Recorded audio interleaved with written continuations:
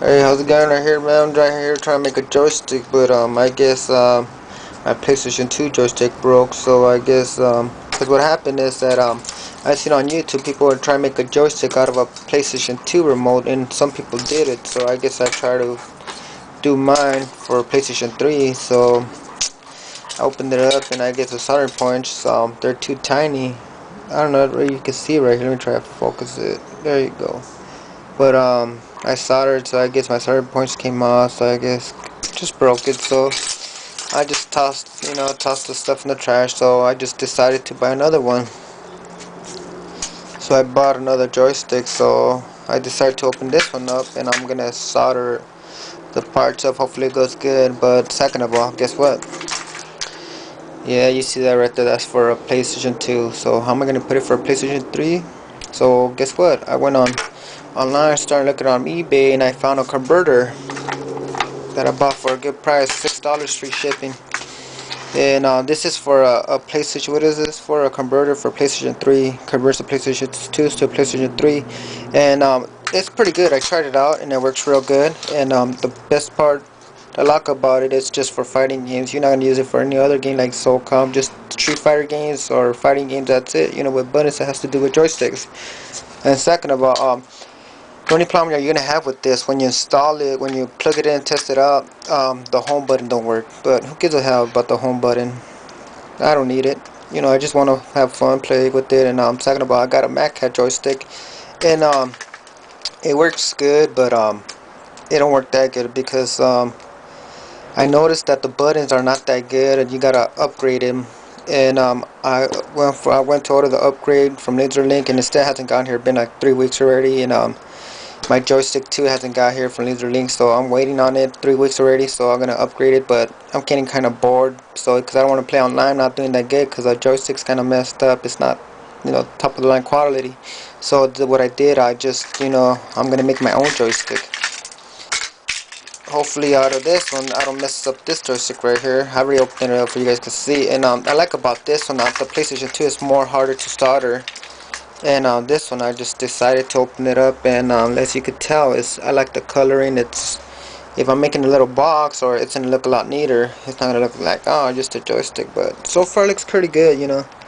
The solder points are a lot easier to solder, and real easy. It's real compatible with anything else. The best part that I like about it, the color. It's blue. And I've been looking it up on YouTube. I recommend everybody, before you guys do anything, go to YouTube and just figure it out. Like, what you got to do. Look at a lot of videos that you have to, because it's not that easy as it looks. And the best part is I like about it, I'm going to turn it into, like I said, for the PlayStation 3. And it's not just going to be a 6 button, it's going to be like the 8 button. And so far it looks like what I did, I soldered. So I been buying my pieces to make my joystick, and I got my little plans right there on the side. What's up, what's down, what's left, what's ground. And second of all, I'm gonna give you some little advice when you make your joystick. This is what I did with the other one. I soldered the points. As you could tell, they're all soldered, and I put a little glue so they could stick on for the movie, because I was having trouble with the first one. So this is my right side, that's your left side. This is a joystick side, and this is a button sides. So when you solder, I recommend to put a little glue for, later in the future you don't want it to come off. And for the buttons, it's just think about it. It's like the bottom button. It's two. It has two wires. Like it connects. It turns on the button and presses whatever you jab. But second, the right side, what I recommend you looking is, if you buy the joystick, the actual one for the arcade, the original one, you're gonna need the 2 points. And what I mean the 2 points, like right here. 2 points is like when they hold together and it turns the switch. And the other joysticks, the original one, you gotta get the 2 sides for you could get a good connection. And they got the after ones that they're making for MadCat, that it has 5 points. And what I mean about the 5 points is you only need four wires. That's gonna be up, left, down, and right. And you need your ground. So most likely what I'm trying to say is, like, look at your right here.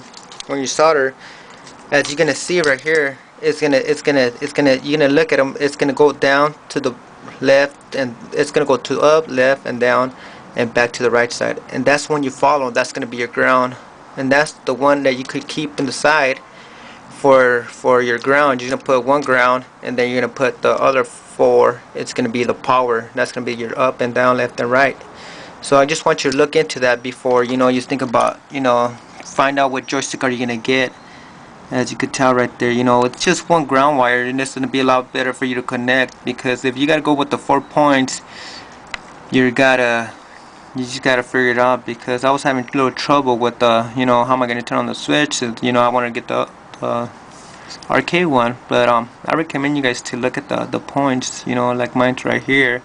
It's ground, ground, ground, ground, and I just recommend you guys to look at the points, which is your ground. For you could just have one solid ground wire and let all of them connect from it. And that's right. Time when I mean, go to YouTube and you'll probably